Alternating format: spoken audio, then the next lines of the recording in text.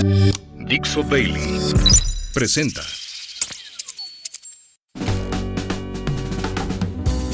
Bienvenidos, esto es Fuera de la Caja. Yo soy Macario Schettino y le agradezco mucho que me acompañe en esta revisión de lo ocurrido en la semana que terminó el 12 de octubre.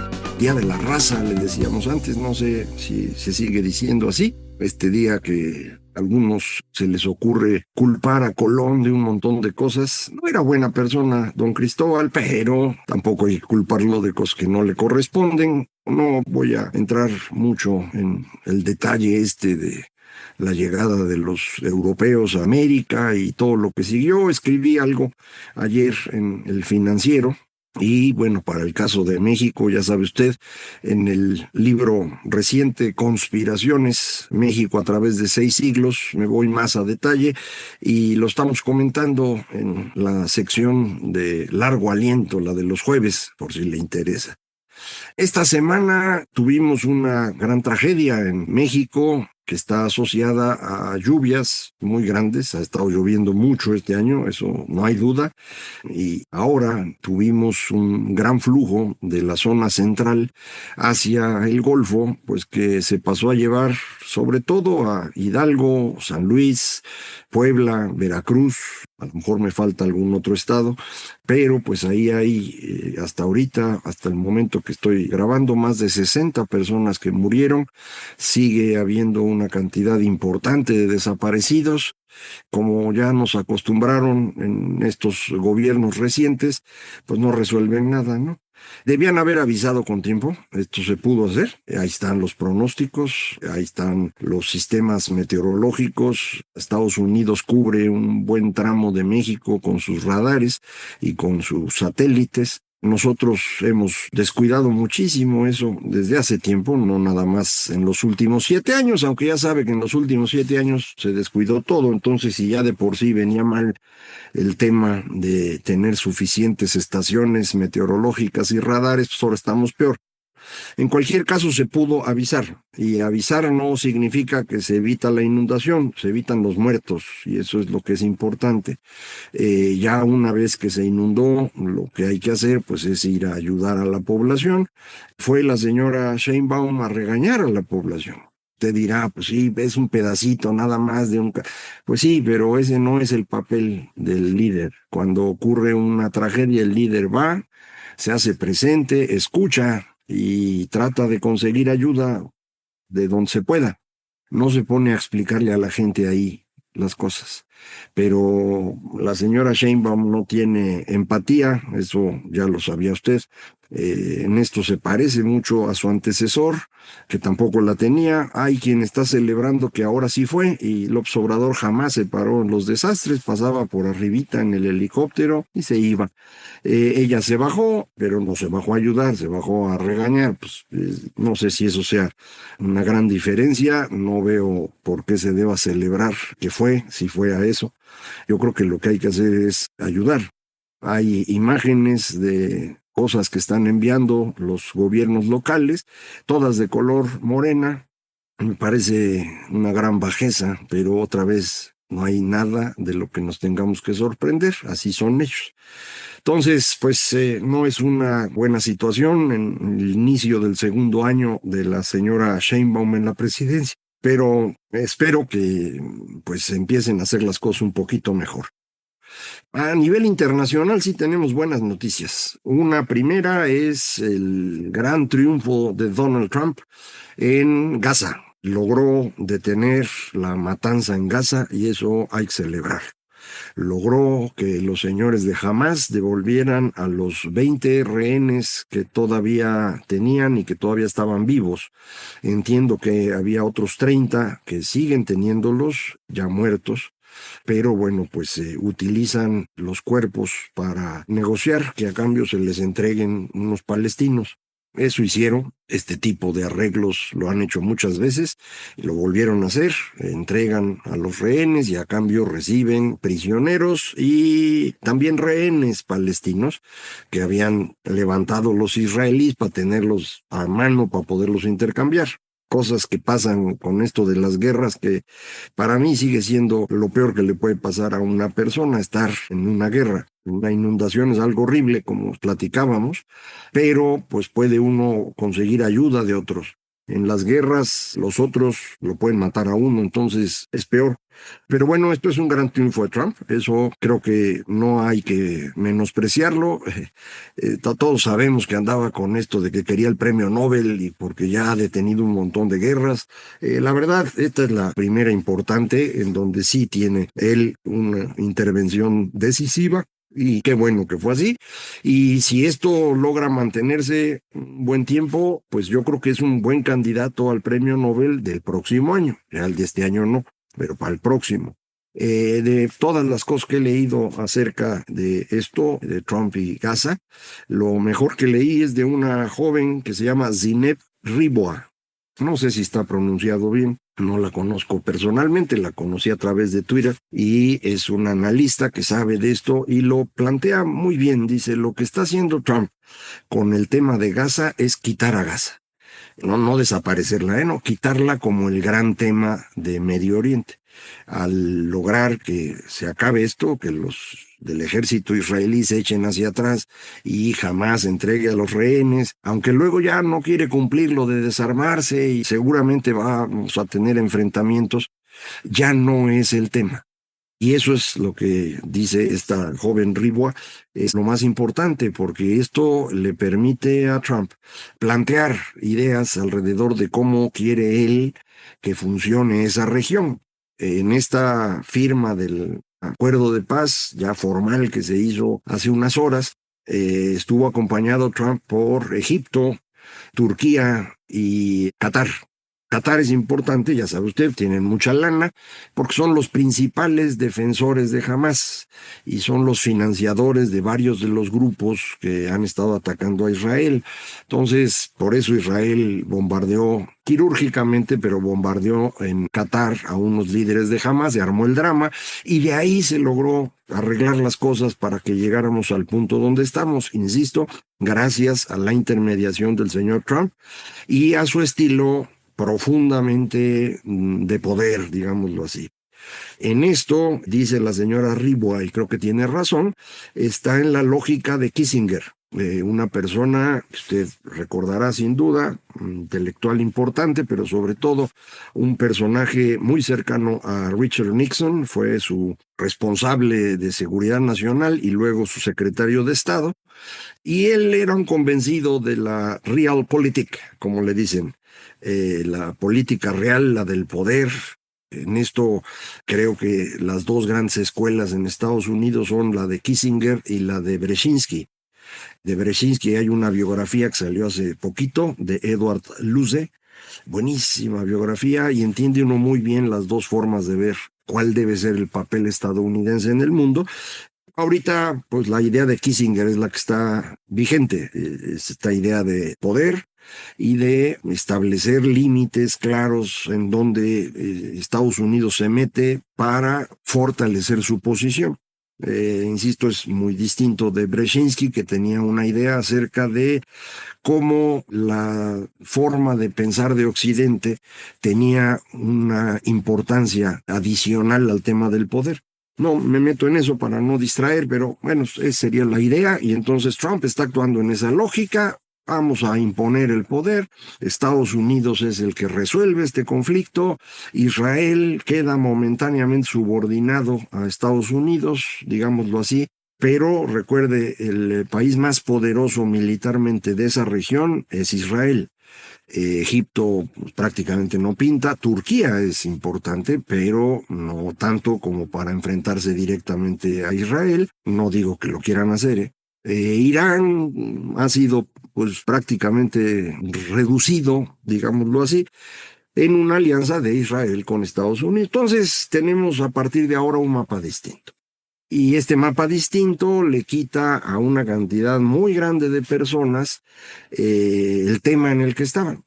Y eso es, al parecer, lo que está buscando Trump, quitarse de encima toda esa discusión del genocidio y los señores que andan con su trapito para acercarse a Palestina y este tipo de cosas que no permitían a Trump trabajar en una lógica más amplia para ir cerrando ese espacio a el avance de los autoritarismos, insisto yo, asiáticos, China, Rusia e Irán.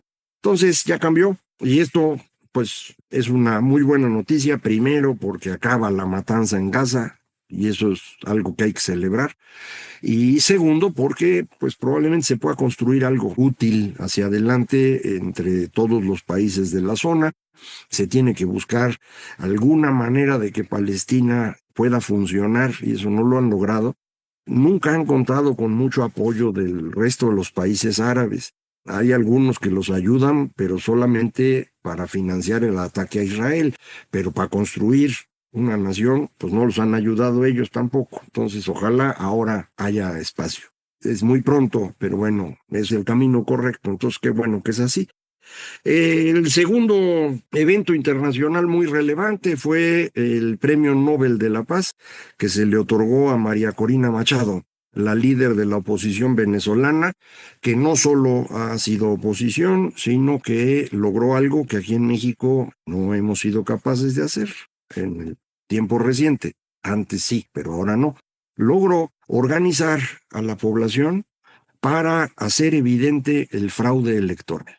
Lo logró consiguiendo los papelitos de cada una de las urnas, no de todas, pero de un número suficientemente amplio, como para que estemos todos seguros, porque es un hecho, que el señor Maduro perdió la elección frente a Edmundo, el candidato que reemplazó a María Corina Machado cuando ésta fue obligada a salirse del proceso, acusada de alguna de las tantas cosas que la han acusado ahí. El otorgamiento del premio Nobel es importantísimo, insisto, porque es una señal muy clara de la importancia que tiene la democracia y de rechazo a este tipo de dictaduras latinoamericanas que tenemos hoy. Hace 50 años las dictaduras latinoamericanas eran casi todas de derecha, de militares, y ahora no, ahora son estos personajes, ¿no?, que pues son igual o peor que los de derecha militares, pero estos siempre se defienden porque dicen que ayudan a los pobres y demás. Por eso siguen hablando de izquierda. Esto es, yo insisto, un término anacrónico que no deberíamos utilizar. Pero el proceso que ha seguido la izquierda es importante. Usted recordará que le llamamos izquierda porque en la Asamblea, los Estados Generales que llevaron a la Revolución Francesa, el pueblo, los comunes, estaban a la izquierda y a la derecha estaban los nobles y los religiosos, que eran los conservadores. Entonces, en ese momento, izquierda era liberal. Eso es lo que significaba. Liberal en el sentido del liberalismo tradicional, no liberal como en Estados Unidos, que significa ahora ya de izquierda e incluso socialista, liberal tradicional. En la primera mitad del siglo XIX, conforme empieza a aparecer el empleo, empieza a haber una relación laboral, antes no existía eso, hay personas que buscan cómo ayudar a que los trabajadores tengan capacidad de negociación con las empresas y puedan obtener salarios justos, tiempos de trabajo razonables, cobertura para enfermedades, accidentes, muerte, pensiones. Estos que lo empiezan a hacer a la primera mitad del siglo XIX fueron descalificados por Marx a partir de la segunda mitad del siglo XIX, que los acusaba de socialistas utópicos. Y les llamaba utópicos porque decía el único socialismo científico es el mío, Marx. Científico para él no significaba científico como lo conocemos, no tiene nada que ver con hacer experimentos y evaluar, no, no, no. Para Marx, científico era que estaba de acuerdo con la lógica de Hegel. Es decir, que se podía, a partir de esta idea, entender el proceso en cómo el Estado se va construyendo en una lógica de reencuentro con sí mismo.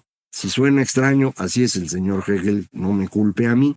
La idea fundamental de esto es que los seres humanos vamos construyendo explicaciones que nos van llevando poco a poco a encontrar una forma de vernos más lógica. Este es precisamente el camino de la dialéctica, una idea a la cual se le enfrenta a su contrario y a la hora de poderlas juntar construye uno una nueva idea, una síntesis de lo anterior y así va avanzando.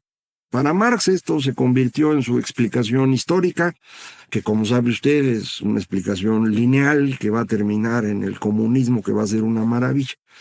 Eso ya no lo describe él mucho, pero esa era la idea.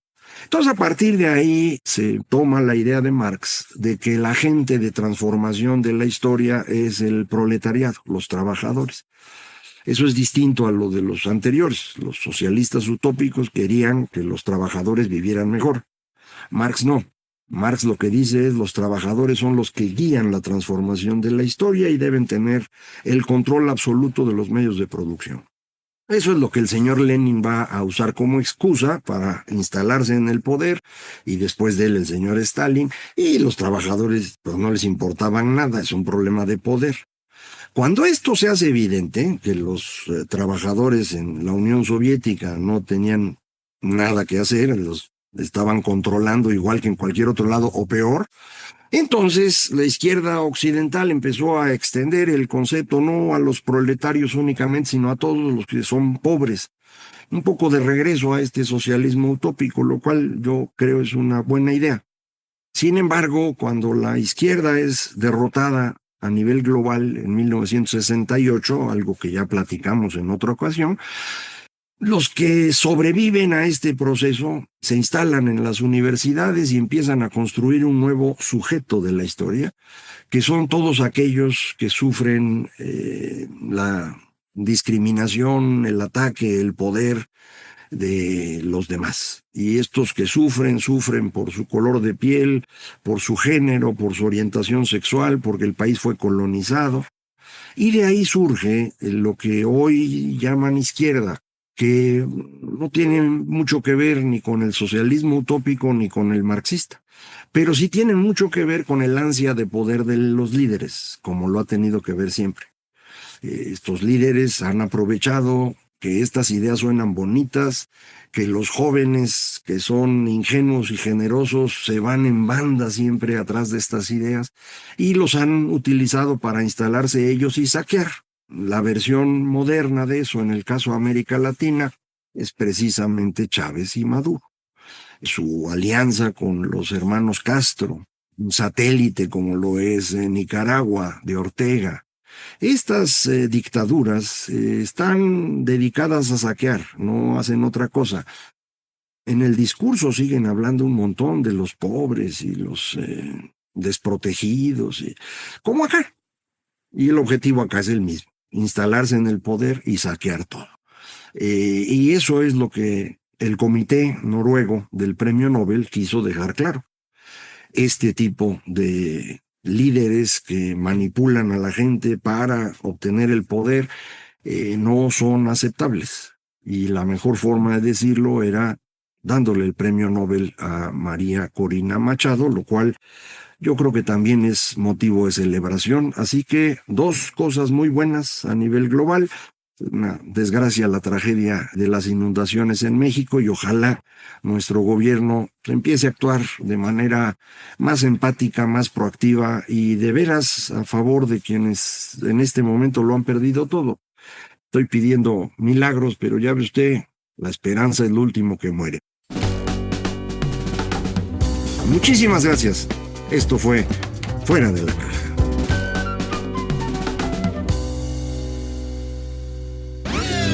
Una producción de Dixo.